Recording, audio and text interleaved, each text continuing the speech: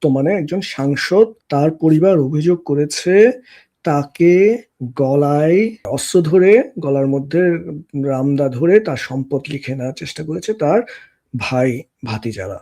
বিএনপির যে চাঁদাবাজি করতে কোনো একটা জায়গায় গেছে, এরকম কোনো ভিডিও সংবাদ মাধ্যমে আপনার চোখে আসেনি? এটা একটি প্রথম প্রশ্ন। দ্বিতীয় প্রশ্ন হচ্ছে, বাংলাদেশের যতগুলো ব্যবসা প্রতিষ্ঠান আছে, সব ব্যবসা প্রতিষ্ঠানে সিসি ক্যামেরা অথবা আইপি ক্যামেরা থাকার কথা নয়, নিশ্চয়ই নয়। তাহলে যে এটা যদি হয় হচ্ছে কি, যেটা আসছে আমাদের চোখের সামনে, আপনি আমি যেটা দেখছি বিভিন্ন টেলিভিশনে একাধিক সংবাদ একই দিনে আমরা চাঁদাবাজির সংবাদ দেখতে পাচ্ছি, এটা আসলে কেন নিয়ন্ত্রিত হচ্ছে না? এটা কি আসলে নিয়ন্ত্রিত হচ্ছে না সরকারের যে বর্তমান যে সরকার প্রধান রয়েছে তার সাথে যে রাজনৈতিক সম্পৃক্ততা একদমই নেই, সেটি আপনিও জানেন আমিও জানি।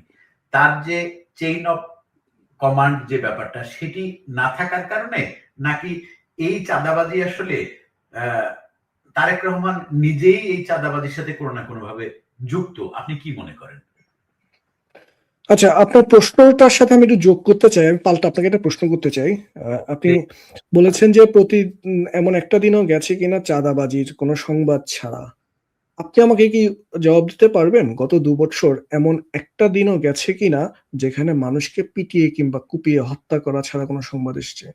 তো যেখানে মানুষকে পিটিয়ে কুপিয়ে মানে হত্যা করার সংবাদ প্রতিদিন, একটা দিন যায় না একটা দেশে, হ্যাঁ, বিগত ২টা বছর যাবত, হ্যাঁ, সেখানে চাঁদাবাজি তো পরের কথা ভাই। আপনি টাকা দিয়ে নিজের প্রাণ বাঁচাতে পারলে আমি বাঁচাবো, আপনিও বাঁচাবেন, হ্যাঁ। তো যেখানে মানুষের প্রাণেরই কোনো নিরাপত্তা নাই। আমরা তো এমন ভিডিও দেখেছি যে মানে একটি ব্যবসা প্রতিষ্ঠানে চাঁদাবাজি করতে যে একজন ব্যবসা প্রতিষ্ঠানের মালিকের অন্ডকোষ চেপে ধরেছে। খুব ক্রিয়েটিভ আইডিয়া। না না, খুব ক্রিয়েটিভ আইডিয়াগুলো খুব ক্রিয়েটিভ। আমার কাছে, আমি এগুলোর জন্য খুবই মানে আমি নতুন নতুন শিখছি বাংলাদেশের এই যে চাঁদাবাজির ক্রিয়েটিভ যে আইডিয়াগুলো, হ্যাঁ। তারপর হচ্ছে আপনার চাঁদাবাজি কথা বাদ দেন, আপনি এখন বিএনপির একজন সাংসদ, বর্তমানে একজন সাংসদ, তার পরিবার অভিযোগ করেছে তাকে গলায় আপনার মানে অস্ত্র ধরে, গলার মধ্যে রামদা ধরে তার সম্পদ লিখে নেওয়ার চেষ্টা করেছে তার ভাই ভাতিজারা, হ্যাঁ। তার মানে হচ্ছে যেখানে বাংলাদেশের একজন সরকার দলীয়, যারা অ্যাবসলিউট মেজরিটি রাখে এখন সংসদে, সেরকম একজন সাংসদের সাথে এই ধরনের ঘটনা যদি ঘটতে পারে, তাহলে দলের চেইন অফ কমান্ড বলে যে কিছু নাই, এটার চেয়ে বড় প্রমাণ আর কিছু লাগে না। আর দ্বিতীয়ত আরেকটা ব্যাপার আপনি খেয়াল করে থাকবেন, তারেক রহমানের খালাতো ভাইয়ের পেট্রোল পাম্পের ১,২৫,০০,০০০ নাকি ২২,০০,০০০ টাকা ছিনতাই হয়েছে দিনে দুপুরে, সেই ভিডিও আমরা দেখেছি। এবং কুপিয়ে, তা মানে একজন প্রধানমন্ত্রীর খালাতো ভাইয়ের, হ্যাঁ, ব্যবসা প্রতিষ্ঠানের টাকা এভাবে ছিনতাই হচ্ছে। এখন এগুলো এগুলো বাংলাদেশে এই জিনিসগুলো কিভাবে হয়, কারা এগুলো করার সাহস পায়? আমরা সবাই জানি বাংলাদেশের সিস্টেমগুলো কিভাবে চলে, হ্যাঁ।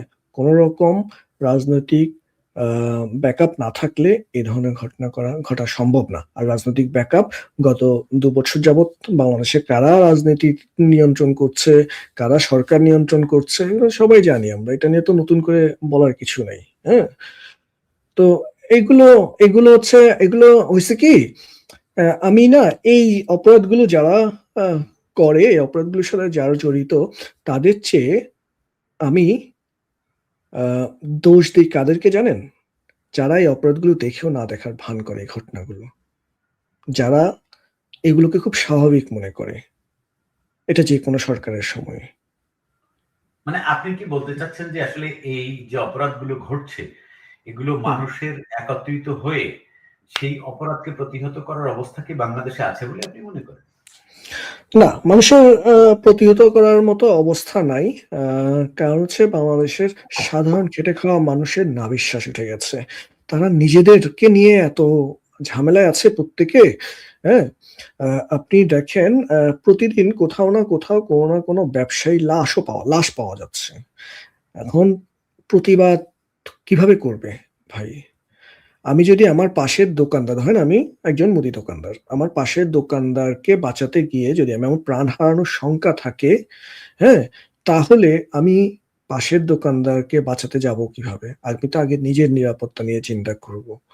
বাংলাদেশের বর্তমান অবস্থা এখন সেই জায়গায় এসে পৌঁছেছে এবং আরেকটি সংবাদ আপনারা গতকাল আপনি দেখেছেন যে বিলবোর্ড গুলো ৭ টায় বন্ধ করবে, শপিং মলগুলো ৮ টায় বন্ধ হয়ে যাবে।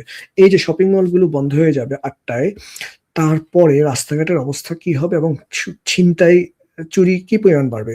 বাংলাদেশে কোনো সরকারি কর্মকর্তা-কর্মচারীদের কথা বাদ দেন। কোনো বেসরকারি আ প্রতিষ্ঠান থেকে কেউ, আপনার আমার সবার বন্ধু-বান্ধব, আত্মীয়স্বজনরা বিভিন্ন জায়গায় চাকরি-বাকরি করে, ব্যবসা-বাণিজ্য করে।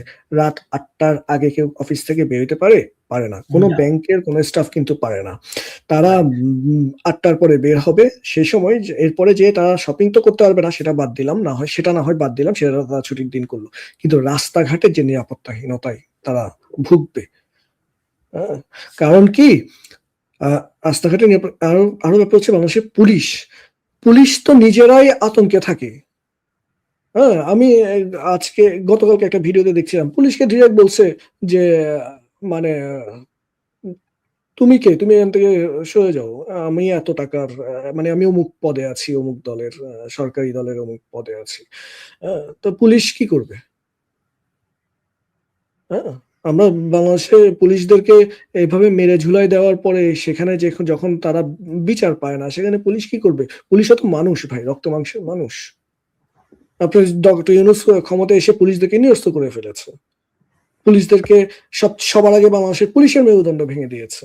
তো পুলিশ কিভাবে মানুষের নিরাপত্তা দিবে? আমি আমি তাহলে আমি নিজে আমি নিজে দেশে এ গ যতবার গেছি গত টার্মে রাত ১০টা, ১১টা, ১২টা, ১টা কখনো আমার বাইরে থেকে আসতে, বাইরে চলাচল করতে কখনো আমি অনিরাপদ বোধ করিনি। কিছু দূর গেলেই দেখতাম পেট্রোল পুলিশ। হ্যাঁ? তো আর এখন কি অবস্থা? সন্ধ্যার পরে মহিলারা ঘর থেকে বের হতে পারে?